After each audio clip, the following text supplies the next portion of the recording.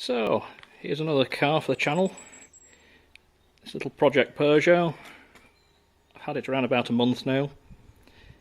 I got the car in fairly interesting circumstances actually. It was a sort of partial swap against another car that I had. It's a little 2-litre XSI. Fantastic little car. It's not a GTI. About 30 horse down on a GTI. But to be honest with you, it's still great fun to drive. It's about 90% of a GTI for less than half the value of a GTI. Lovely interior, sports seats, nice free revving 2-litre 16-valve engine, and yeah, just generally a really nice car. A few little issues with it when I got it, but as I spend a bit more time on it, it's starting to turn into a really nice thing. Being the 3-door in black, it looks great. And today we're just going to do a quick service on it. So let's have a quick look at what that entails.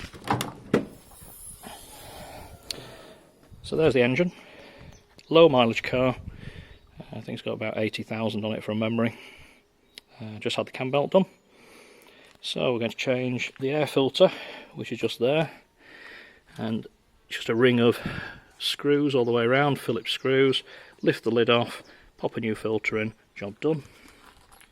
There's an oil filter buried down there, which we'll be doing on the ramp, and then fill up the oil with nice fresh oil.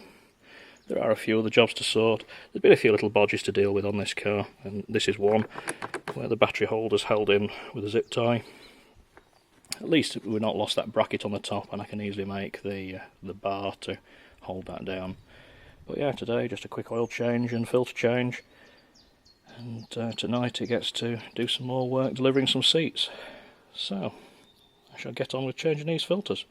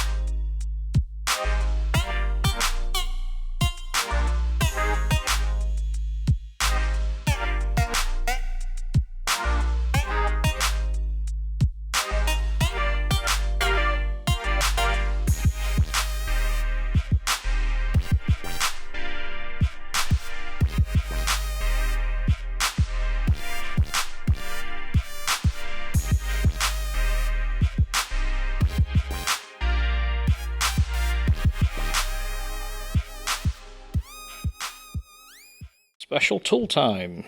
So this job's going to need, in fairness that's not true, this job is easier with some drain plug keys, which you can buy in a set like this one. There are plenty of other sets available, but the reason you need that is that on French cars they tend to have a drain plug like this. Now this one has got a hex around the outside that you could use a socket on, but you'll notice that in the centre it's got either a square or, in this case, a hexagonal for an Allen key centre that you can pop a tool into. Now, especially when you start to, I don't know if you're able to see it on this because I think it's up here. Yeah, it's up on the side, I think. And I'll tell a lie, it's there. This you could also use a socket on if you wanted. However, on another French car to work on, a little Citroen, it actually has round drain plugs. Again with a square hole in the centre, so you've got no choice but to use a special set of keys like this. So if you're into French cars, and there are other cars as well that use them, it's not a bad investment. They're about 20 quid for a set and well worth buying. So we're going to pull the drain plug out, but before we do that we're going to, you can just see it there, drop this oil filter off. Now hopefully it will be finger tight. Yeah, that's great news. It means it's probably been done relatively recently. To my knowledge, this car was serviced not long before me getting it. I'm only servicing it really just because I like to know that it's got an oil change in it, and then I can start. So we'll change the oil filter and we'll drain the oil out of the sump, and then pop the sump plug back in, and I'll do that all on the big camera, and then I'll go to the top, fill it up with some oil, and then that's it. That's the service quickly done on it. It's obviously only a quick oil service. Proper service, you'd be checking the suspension and the brakes, but I've already spent a bit of time around those. I know what needs doing today. Really, it's just a quick case of an oil change. So I shall leave you on this, and you'll see me on the big camera working away quietly.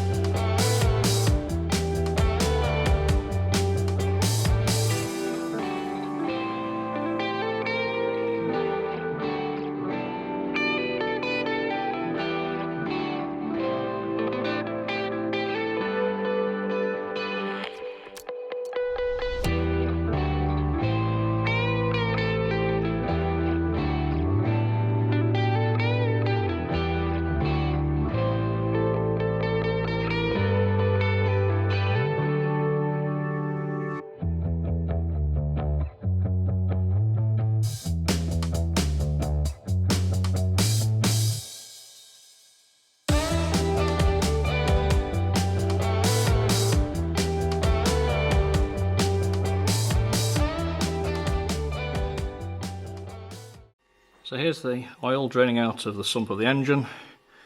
It's going into this big catch can here. Now you don't need a setup like this to change your oil.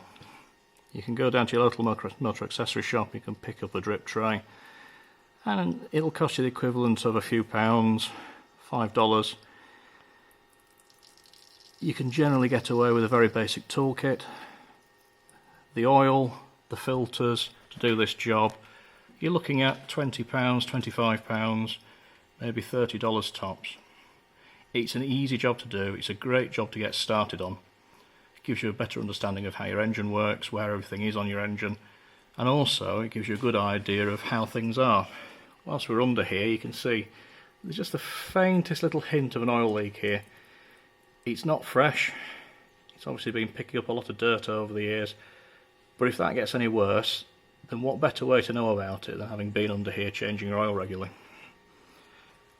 So yeah, maintain your own car. It's not difficult, it'll save you a lot of money, and you'll learn something as well. So here we've got the new oil filter. You'll notice that the seal on it is absolutely dry.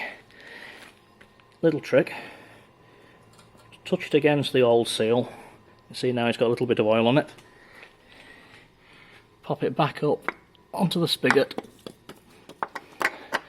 spin the new filter on, and the reason you're putting that little bit of oil on the seal is because it just helps it lubricate, stops it from sticking to the engine, makes it easier to remove next time, but it also stops the seal from twisting as you fit it. So you must remember to lubricate that seal before you fit a canister type oil filter like this. Tool, not a lot of money. You can get yourself a spray bottle like this. This one's specially designed for use with brake cleaner. You can buy brake cleaner in 5 litre cans, a lot cheaper than little aerosol cans that you get. And then when you end up with a mess down the side of your engine from changing your oil, just a quick spray off, and there you are, fresh and clean again. Always try and keep your workspace clean. I really am a hypocrite by saying that. My workshop's absolutely filthy. But at least if the engine, etc. that you're working on is clean, you're not getting filth and grease on yourself whilst you're working, and it's just nicer to work on. If you make sure you clean all the oil leaks and spills from the side of the engine, if you ever do end up with a genuine leak, say for instance this oil filter starts to leak, you know about it straight away because you can see it. Whereas if we left all the oil on that had drained out of the oil filter, you wouldn't know whether or not it was that or whether or not the filter had started to leak. So yeah, it's just good practice. Okay, so we've drained the oil out of the engine, we've changed the oil filter, now it's time to put the fresh oil in. So if you look at the top of the engine, you'll see that there's an oil cap just there, You'll also see that there's a dipstick just about there. So just same as any other car, we'll pop the oil cap off. Whenever you go and look at a car, incidentally, always pop the oil cap off. Have a good look at it. If you see anything that looks a bit like mayonnaise in there, a white creamy substance, almost like caramel, that means that there's water mixed with the oil. Doesn't necessarily mean the head gasket's gone. There are things like oil water intercoolers that can go, and likewise just lots of short journeys. If the owner's just been starting the car up every couple of days just to keep it fresh, then that can cause that problem. Likewise, if they only work a mile or so from home and they just use the car to go to and from work, again that'll cause the problem because it never really gets hot enough to burn all the moisture off out of the engine. So always ask how they use the car, and if they say, oh, he gets used to go to work on the motorway and he's got a creamy cap inside, you know there's probably something a bit amiss there. So, what oil are we using? Well, to be honest with you, cheap oil. This is just cheap 1040 oil that we picked up as part of a deal, because I tend to change my oil quite regularly. The oil in this car is unlikely to go much beyond about 4,000 or 5,000 miles. On a lot of my cars I change them out every 3,000. You're an awful lot better off changing cheap oil regularly than fitting very expensive oil, synthetic, £30–40 a can, and trying to gain as much life out of it as you possibly can. So yeah, so some nice cheap oil, still very good quality, it's semi-synthetic, it meets far higher specs than this engine requires, but that oil will be coming out long before the life of it's expired. So we'll get that oil popped in now and get the engine started, and I'll take you through the procedure of once you've filled your car up with oil, checking that you've got the right amount in, because it does move. So I've just put about 4.5 litres of oil in here. I'm letting the last bits drain out of the can. This engine's quite nice to fill with oil. Different engines are different, and in this one's case you pour the oil in and straight away it's falling down to the sump. Some cars you'll start to fill with oil and it'll take forever for the oil to drain down, but yeah, this one's quite nice and quick. So as this can gets empty, which is about there, next job will be to cap this can off, because we can use it for waste oil later to dispose of safely, and then we'll pull the dipstick out and we'll see where the oil level is on the dipstick. Before you ever start a car that you've changed the oil on, always go through a few things in your head. I mean, firstly, before you put the oil in, have I put the dipstick, have I put the sump plug, and have I put the oil filter on? Because I can assure you at some point in your life, because I certainly have, you will end up pouring fresh oil into an engine having left the sump plug out at the bottom. It's frustrating. But yeah, before you start a car, particularly if it's been stood for a while without oil in the engine, always think to yourself, have I put oil in? Because it does not take long to destroy an engine if there's no oil in it. So I've made sure that the car's in neutral. Quickly start him up.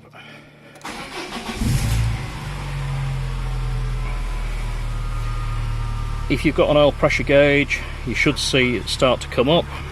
If you've got an oil pressure light, you should see it go off. Don't be alarmed if it very quickly comes back on, or your oil pressure gauge drops down for a second and then picks back up. All that's happening is your oil filter, your new oil filter, is empty and the engine's got to fill it with oil. So it's perfectly acceptable, it's perfectly normal. So just run it for a minute, don't rev the engine, the oil pump's perfectly capable of pumping the oil around on its own. That's fine. Switch him off and give it a few minutes to settle, and then check the dipstick again, top off as required, and that's it. Oil change done. One of the simplest jobs you can do on a car. Okay, so because it's a French car, it has a little light that comes up on the dash and tells you when the car needs servicing. This car flashed up the other day and I got sick and tired of it flashing up, so I reset it early on. However, that was probably 500 miles ago, so we'll reset it again.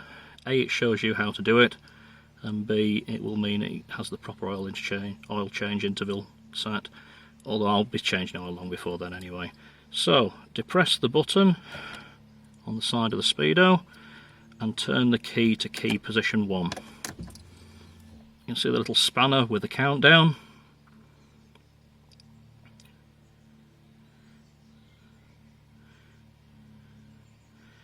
When it gets to 0, you can let the button go, turn the ignition off, and now when you turn it on, you see that we've got 8,950 miles. You'll see to the right hand side of the screen there's actually an oil level gauge on this car, which is quite handy. But I never tend to trust them when I've done an oil change. I'll always check off the dipstick first, and if we go around to actually look at the dipstick, then we'll see that the oil level has dropped very slightly. So here's the dipstick. You'll see that the oil level is now somewhere between half and full. I've just added a touch more oil to the engine, so let's check it again. Just underneath full. Pretty much exactly where I like it. So that's it. One oil change, done. At a dealership, this would be costing you probably somewhere in the vicinity of £60 to £100. Granted, they would have a check around your brakes and suspension at the same time. It's still good value for money if you're not certain of what you're doing. However, it's a job that you can do on your driveway for very little money indeed. A big shout out to this oil I've been using. It was probably a little cruel to say that it was cheap oil. It is a good quality oil, it's just an inexpensive good quality oil. I've been using it for a while now, I'm quite happy with it. Seems to deal well under heat and extreme temperatures. It seems to hold the dirt quite well. The engines always seem clean after using it. Generally speaking, I'm very happy with it. I'm not particularly recommending this brand. These days it's pretty hard to buy bad quality oil. You can go into motor accessory shops and buy a great selection of oil for very little money. So yeah, just shop around. It doesn't have to be a brand that you know. Just make sure that down here where you can see the specs, that it meets the specs for your engine, which on an older car like this are basic in the extreme. But I use this oil in MX-5s and in Peugeots. I'm going to have to go now, sadly. You can just be able to hear in the background there's a lawnmower buzzing around. It's making quite a lot of noise outside.